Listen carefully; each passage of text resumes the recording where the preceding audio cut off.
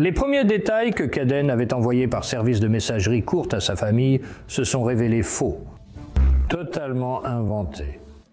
Caden Spath, 17 ans, est au cœur d'une tempête médiatique en Floride centrale. Sa disparition le 25 septembre a déclenché une recherche frénétique des forces de l'ordre, de la communauté et une alerte Amber.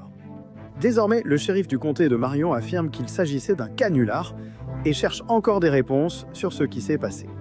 Nous allons voir ce que les responsables disent avoir appris récemment, la réaction de la famille Spath, les théories autour de l'affaire et s'il y aura des accusations. Nous analyserons tout avec un ex-détective du New York Police Department. Bienvenue dans Sidebar, présenté par Law & Crime. Je suis Jesse Weber. L'appel d'une mère sur Facebook la semaine dernière a déclenché la recherche de son fils Caden Spath, 17 ans. Dans sa publication, Annie Spath a écrit « J'ai reçu un message demandant de l'aide, 4 hispaniques et un conducteur blanc. Je suis blessé par balle. La piste mène vers Dunellen. Hélicoptère et chien n'ont rien trouvé. On m'a dit que la police fouille les fossés et la rivière au cas où il l'aurait déposé quelque part en chemin. S'il vous plaît, aidez à le retrouver. » Peu après, une alerte Amber a été lancée et les adjoints du comté de Marion ont mobilisé hélicoptères, unités canines et équipes de patrouille. L'annonce à l'échelle de l'État disait « Une alerte Amber a été émise en Floride pour Caden Spath, un homme blanc de 17 ans mesurant 1,83 m, pesant 68 kg, cheveux bruns, yeux bruns, vu pour la dernière fois dans le secteur du bloc 12 800 de la Southwest Highway 484 à Dunellen. Il serait avec 4 hommes inconnus, peut-être hispaniques, dans une camionnette claire. Si vous le voyez, n'approchez pas. Appelez tout de suite le 911, c'est une situation critique et effrayante. » Entre la publication de sa mère et l'alerte Amber, l'histoire a explosé sur les réseaux sociaux. Les photos de Caden Spath ont rapidement circulé. Nous en avons discuté ici sur Sidebar. Des milliers de personnes se sont mobilisées pour qu'il rentre sain et sauf. Puis, un événement étrange est survenu. Les choses ont commencé à changer vendredi lorsque le bureau du shérif a publié de nouvelles informations indiquant que Spath avait été vu dans un Walmart à Ocala, en Floride, à environ 40 minutes de Dunellen. D'après les adjoints du comté de Marion, des images de vidéosurveillance du Walmart montraient Caden Spath achetant un vélo et une tente peu avant son prétendu enlèvement. Jackson McClure, témoin local, a déclaré à WESH2 « Vers 16 h, j'ai vu un garçon sortir un objet du camion et le mettre dans un sac à dos. Environ 10 à 15 minutes plus tard, je pense qu'il est passé à vélo devant chez moi. Il semblait normal et sans difficulté. » Donc même si les adjoints ne croyaient plus que Spath avait été enlevé violemment, il restait tout de même porté disparu. Toujours considéré en danger, Caden a été retrouvé sain et sauf vendredi à Williston, ont annoncé les adjoints. L'enquête est toujours en cours. D'autres mises à jour seront fournies dès qu'elles seront disponibles. Sa mère, Annie, a annoncé sur Facebook « Ils l'ont retrouvé. Louez le Seigneur. » Merci pour tout l'amour et le soutien. Il est en chirurgie. Nous sommes très chanceux qu'il soit là. Nous avons reçu de nombreux messages et nous excusons de ne pas avoir pu répondre à tous. Ces 2 derniers jours ont été vraiment horribles. Je vais vous dire, c'est une vie très exigeante d'être journaliste et animateur. J'ai besoin de carburant pour rester énergique toute la journée pendant nos interventions. Mais de nombreux compléments et barres, censés être pratiques, sont trompeurs avec des étiquettes et des ingrédients compliqués. J'adore ce que fait Akit, notre sponsor, qui privilégie la vraie nourriture et la nutrition. Approvisionnement transparent, test tiers, sans toxines ni agents de remplissage. Leur barre Prime se distingue des autres barres de protéinées. Non, c'est une barre super alimentaire au bœuf nourri à l'herbe, au goût de dessert, sans sirops industriels ni huile de graines. Et qui contient 20 grammes de protéines élevées en pâturage, des dattes et du miel pour une douceur naturelle. Gardez une boîte à portée pour vos envies sucrées. Rendez-vous sur equipfoods.com/sidebar. Vous allez adorer à quel point ces barres sont saines et délicieuses. Elles vont devenir un incontournable pour vous et votre famille. Et d'ailleurs, en ce moment, Equipe offre à mon public une offre incroyable. Vous pouvez cliquer sur le lien juste ici. Vous allez directement sur equipfoods.com/sidebar, l'un ou l'autre, et vous utilisez mon code promo sidebar. Vous bénéficierez de 20% de réduction sur votre première commande ou de 35% de réduction sur votre premier abonnement. Merci à Equipe pour la meilleure barre du marché et son partenariat avec nous. Et donc maintenant, après plusieurs jours supplémentaires d'enquête, le shérif du comté de Marion, Billy Woods, déclare que, même si le coup de feu était réel, Spath a simulé l'enlèvement. Je sais que beaucoup d'entre vous se sont profondément investis dans cette affaire de CadenSpate. Lorsque vous avez entendu les premières informations alarmantes qui nous étaient communiquées, beaucoup d'entre vous se sont même joints à nous pour aider de toutes les manières possibles.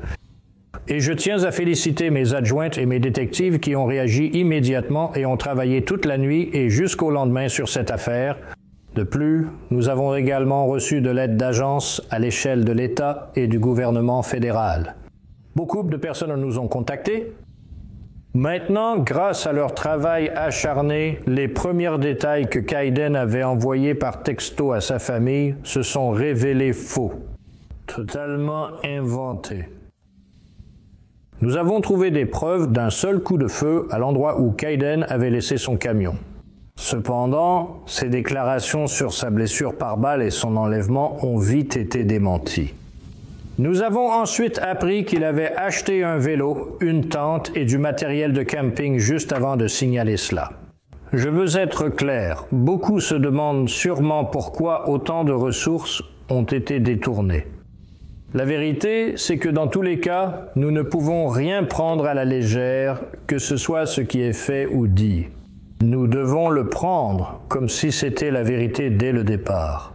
Parce que Dieu nous en préserve si quelque chose changeait juste un tout petit peu et que cela s'avérait être la vérité.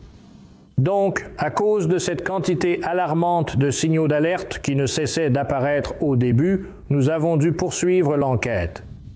Mais voilà le problème.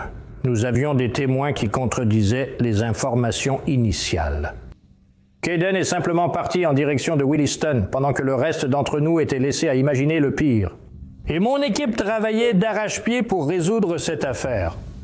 Maintenant, satisfait de continuer la ruse, Kayden, qui avait un pistolet sur lui depuis le début de toute cette histoire, a choisi de se tirer une balle dans la jambe, provoquant une blessure non mortelle juste avant de sortir sur la route où il serait retrouvé par des habitants de Williston.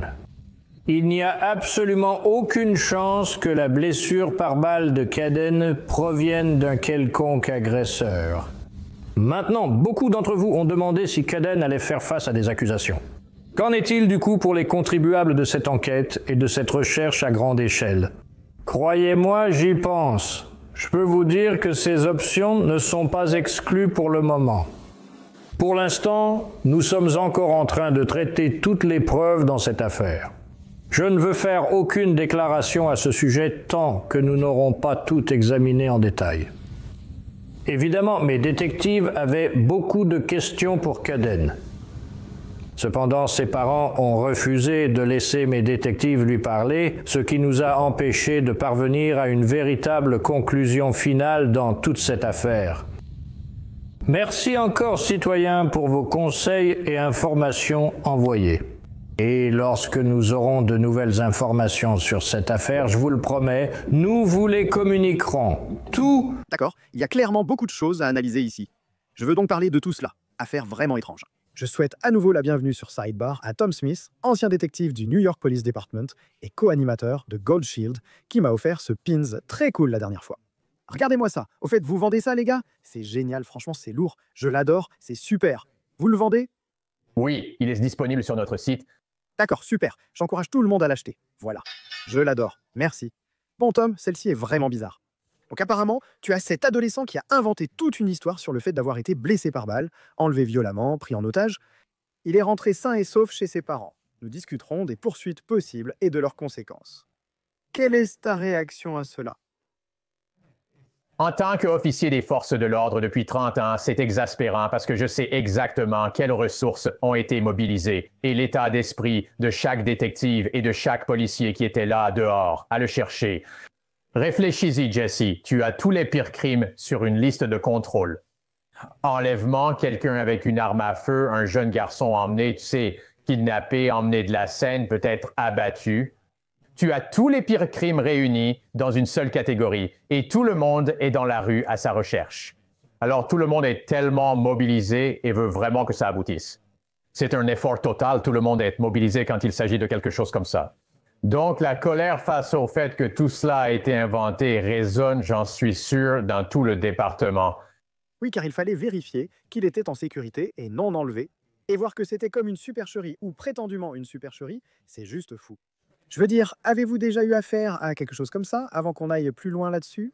Avez-vous déjà vu quelque chose comme ça? Je suis sûr qu'il existe de fausses déclarations et des crimes fabriqués. Mais là, Pas à ce point-là. Nous avons eu, vous savez, des personnes qui se sont enfuies et qui ont ensuite inventé des histoires parce qu'elles ne voulaient pas avoir de problème pour s'être enfuies. Vous savez, cela s'est déjà produit, mais pas à ce niveau avec l'histoire, l'enlèvement et les descriptions. Et vous savez, souvenez-vous qu'à l'époque où je n'étais plus en patrouille, nous n'avions pas d'alerte Amber. Donc, cela est encore plus amplifié de nos jours, avec de plus en plus de personnes qui sont informées et à l'affût de cette personne. décomposons ce que le shérif Woods a dit dans cette vidéo et observons la réaction du public. D'après le shérif Woods, Spade s'est tiré une balle dans la jambe, causant une blessure non mortelle. Un utilisateur Facebook a demandé comment marcher ou faire du vélo jusqu'à Williston avec une blessure par balle à la jambe. C'est une bonne question. Quand le coup de feu a-t-il eu lieu? Tu as raison, Tom. Oh, absolument. Vous savez, je suis sûr que ce jeune garçon n'est pas médecin, donc il prend un gros risque en se tirant une balle dans la jambe. La balle pourrait ricocher sur son os, se coincer dans une artère, n'importe quoi de ce genre. Donc, évidemment, ce n'est pas la décision la plus intelligente au monde. Et puis, vous savez, ça dépend d'où il s'est tiré. Je ne sais pas exactement où sur la jambe il s'est infligé cette blessure. Mais, vous savez, aller jusqu'à penser à ça, c'est tout simplement absurde. Un autre commentateur a suggéré que Caden Spade aurait pu jouer avec une arme à feu, se blesser accidentellement à la jambe, paniquer et inventer une histoire pour éviter des ennuis.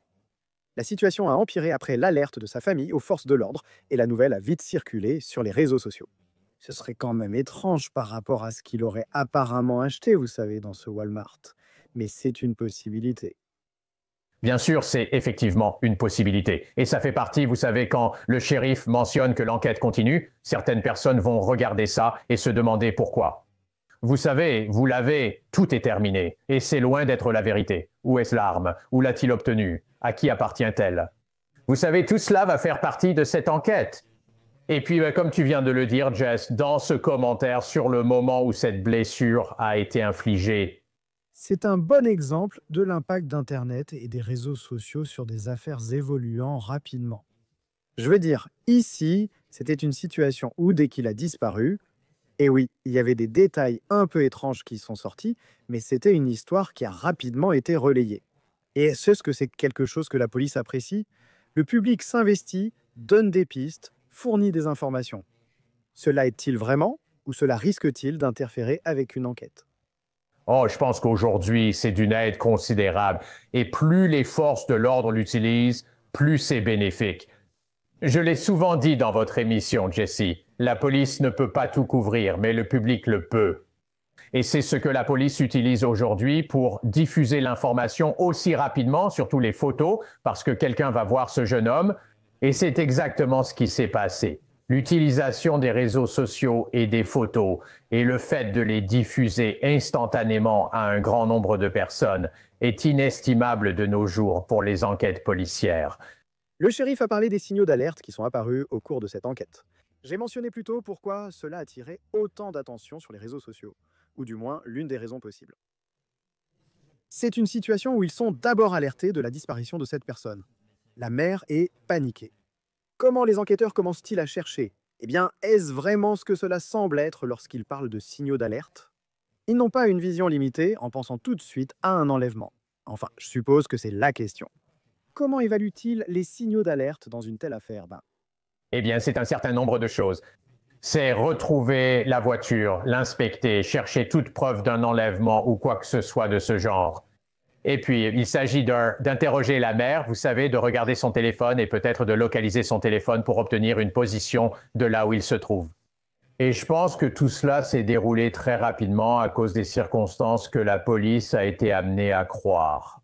Donc, tout cela se fait très rapidement. Et vous savez quoi? Des enquêteurs et des détectives de chevronnés, vous savez, peuvent examiner une scène de crime ou certaines informations assez rapidement et commencer à déterminer si c'est légitime ou, vous savez, s'ils doivent enquêter un peu plus et calmer un peu le jeu. Donc, je pense que tout cela s'est passé très rapidement dans ce cas-là. Selon le shérif, le fait que les parents de Spade est apparemment refusé de laisser les enquêteurs parler à cette équipe, à leur fils. Cela a déclenché beaucoup de problèmes en ligne, beaucoup de critiques. Un utilisateur Facebook a commenté « Intéressant que les parents refusent que le shérif parle à leur fils ». Kaden cherchait clairement de l'attention et fuyait quelque chose. Il devrait absolument y avoir des conséquences pour ses actes une fois l'enquête terminée. Bureau du shérif du comté de Marion, vous avez tous fait un travail fantastique dès le début. Un utilisateur a dit « S'ils refusent de vous laisser leur parler, alors faites-leur payer les milliers de dollars que nous venons de dépenser pour ces fesses. » C'est fou. Tom, si c'est vrai et qu'ils ne veulent pas que les enquêteurs parlent à leur fils, qu'est-ce que ça vous dit? Il est adulte. Il a 17 ans et aux yeux de la loi, il est adulte.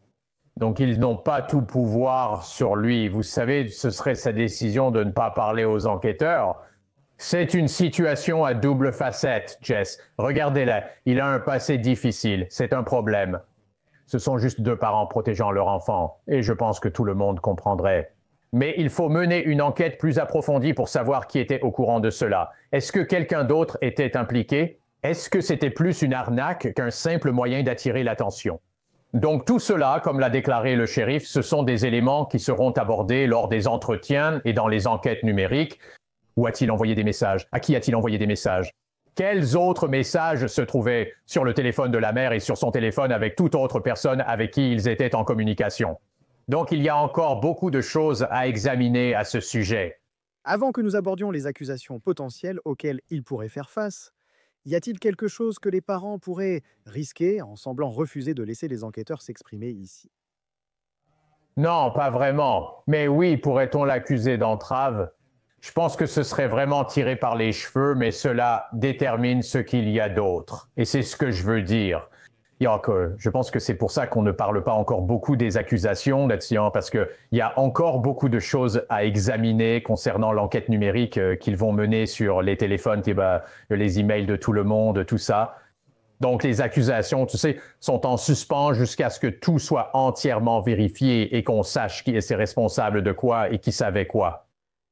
Parlons des accusations potentielles contre Caden Spade, d'accord?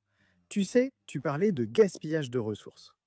Tu ne parles pas forcément de lui appelant le 911 ou faisant un faux signalement. Il a envoyé un message à sa mère, mais peut-on risquer une accusation d'entrave à la justice? Est-ce qu'on pourrait avoir une accusation de conduite désordonnée? J'ai examiné des affaires dites similaires et déterminé si c'est un délit mineur ou un crime serait intéressant. Mais c'est un problème si on parle d'hélicoptères, de drones et de ressources qui auraient pu être consacrées à de vrais crimes pendant que tout cela se passe, en prenant ces allégations pour vraies. A, pensez-vous qu'il devrait être inculpé? Et B, à quoi pourraient ressembler ces accusations selon vous? Eh bien, je pense qu'il devrait être inculpé parce que, comme je l'ai dit, j'y ai été et je sais quel est le rythme et l'attitude de tout le monde quand il laisse tout tomber. Et comme vous l'avez dit, vous savez, consacrer les ressources nécessaires, comme je l'ai mentionné au début de cette discussion, Jess, un enlèvement, quelqu'un avec une arme à feu, un rapt, tout cela représente une alerte de haute priorité pour chaque agent des forces de l'ordre. Donc beaucoup de choses sont mises de côté et tout le monde se concentre là-dessus. Les ressources mobilisées sont donc énormes dans ce genre de situation. Il pourrait être poursuivi pour dépôt de faux rapports, obstruction, mise en danger imprudente pour avoir tiré avec cette arme. Vous ignorez qui d'autre pourrait être touché si la balle traverse et atteint une autre personne. Donc, mise en danger imprudente et possession d'une arme sont des accusations légitimes auxquelles il pourrait faire face. C'est un bon point. Je vais d'ailleurs ajouter que les membres de la famille qui avaient supplié qu'on les aide à retrouver Caden sont restés silencieux. Bailey Spade Clark, qui se disait sœur de Spade, a écrit sur Facebook « Mon Dieu, je veux juste qu'il rentre à la maison. Je ne peux rien faire sans savoir où il est et s'il va bien. S'il vous plaît, continuez à chercher. » Il y a toujours très peu, voire aucune information sur ce qui s'est passé ou sur l'endroit où il pourrait être. Je ne comprends pas pourquoi cela est arrivé. Ramenez-le simplement à la maison. Mais il semble que cette publication ait depuis été supprimée de sa page et qu'elle ait changé son nom sur Facebook pour retirer le nom de famille Spade. D'accord, c'est ce que nous pensons. Alors Tom, tu sais, un autre aspect de cette ère des réseaux sociaux, c'est l'enquête en ligne. Les gens peuvent explorer la vie en ligne des proches d'un suspect ou d'une victime. Parle-moi de l'impact que cela peut avoir sur les proches qui ne sont peut-être même pas directement impliqués. Par exemple, vous avez un membre de la famille qui était simplement inquiet et qui se retrouve maintenant mêlé à tout cela. Oh, à 100%, et c'est là que réside l'égoïsme de cet acte, si c'est ce à quoi cela mène. Imaginez-vous à la place de ses parents et de cette sœur. Vous apprenez que votre frère ou fils a été blessé par balle et emmené. Je veux dire, c'est inimaginable ce que vous allez ressentir comme émotion, et c'est compréhensible avec la façon dont les réseaux sociaux fonctionnent aujourd'hui, de supprimer cette publication, de changer le nom et tout ça. Parce qu'une fois qu'on découvre que ce n'était pas réel et que c'était un canular, on peut imaginer le retour de bâton qu'elle va recevoir sur les réseaux sociaux de la part des gens. Et il se peut qu'elle n'ait rien à voir avec tout ça. Et elle va quand même se faire attaquer sur les réseaux sociaux et elle ne veut pas avoir à gérer ça. Donc ça, je le comprends à 100%. L'un des aspects les plus inquiétants est le message qu'il a envoyé à sa mère. Et il y a eu un utilisateur de Facebook qui a fait remarquer que même si toute cette histoire était un canular, il n'y avait aucune raison pour CadenSpat d'impliquer des personnes d'une autre origine ethnique dans ses mensonges. Ils ont dit qu'il avait tenté de faire de son faux enlèvement une question de race. C'est Jussie Smollett du comté de Marion, juste un menteur. Il devrait absolument être inculpé et obligé de rembourser tout l'argent dépensé pour le retrouver. À 17 ans, il est presque un adulte, pas un petit enfant pour agir aussi stupidement. Tom, c'était original de le surnommer le Jussie Smollett du comté de Marion, Floride. En faisant des recherches sur les accusations potentielles, j'ai pensé à l'affaire Jussie Smollett, tu vois. Trouble à l'ordre public. Parlement. Oui, à 100%. Tu vois, les deux affaires sont très similaires, sauf pour la blessure par balle. Mais les ressources disponibles, le climat à l'époque, la description des auteurs de ce crime, tout cela est très similaire. Et il pourrait aussi y avoir une charge de restitution avec la somme d'argent, les heures supplémentaires et les ressources mobilisées par les forces de l'ordre que ses parents ou lui devront rembourser. Cela sera certainement envisagé. Au fait, s'il est inculpé, pensez-vous que cela serait traité devant le tribunal pour mineurs? Non, c'est un adulte de 17 ans. L'affaire ira au tribunal pénal. Voilà un sacré rebondissement. Nous avons réagi immédiatement quand cela se passait, surtout parce que nous avons commencé à remarquer des choses étranges qui se produisaient. On verra s'il est inculpé. J'encourage tout le monde, Gold Shields, à acheter ceci et à regarder l'émission. C'est génial. Tom Smith, merci beaucoup d'avoir pris le temps. J'apprécie vraiment. Toujours un plaisir, Jesse. Merci beaucoup. C'est tout pour l'instant sur Sidebar. Merci à tous de nous avoir rejoints. Abonnez-vous sur YouTube, Apple Podcast, Spotify ou ailleurs et suivez-moi sur X ou Instagram. Je suis Jesse Weber. À la prochaine.